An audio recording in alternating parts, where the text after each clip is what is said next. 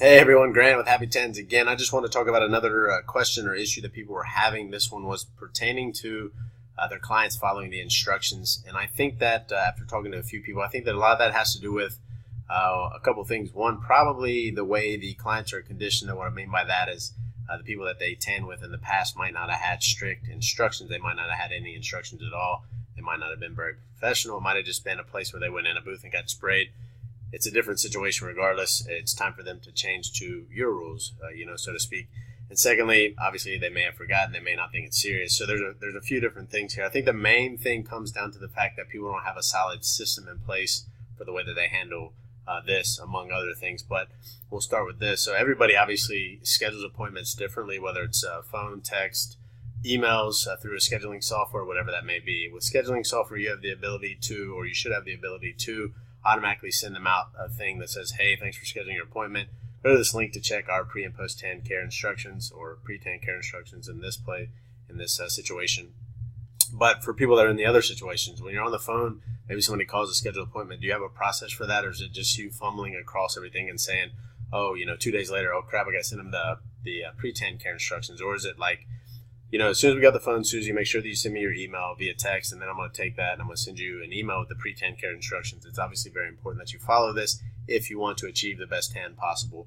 Make sure that it's always mentioning them, and it's not, excluding them, because you want them to understand that it's for them. So we want to make sure that your tan is going to last long. We're going to make sure that your tan doesn't streak. We're going to make sure that your tan fades properly. We're going to make sure that you don't turn orange. We're going to make sure that you have the best tan possible. So you want to make sure that you're really focusing on them, because it is for them.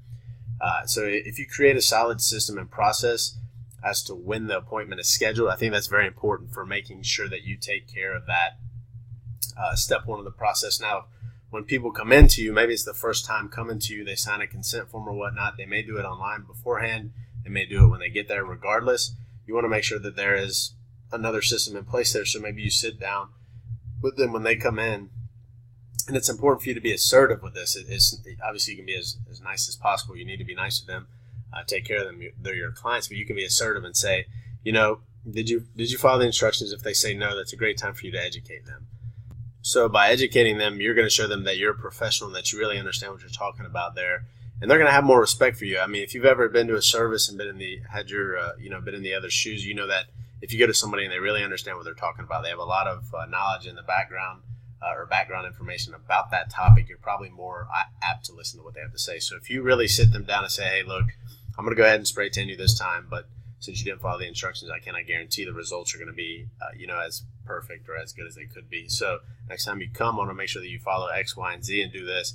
It's really important, and this is why. Explain it to them. Make sure that it makes sense to them. Take time with them so that they can understand that you care about them as a client. That'll go a long way, and also that you know what you're talking about. And then with the post-tan care instructions, it's the same thing. Hey, thanks. You want to follow these instructions in order to get the best tan, in order to achieve the best tan possible.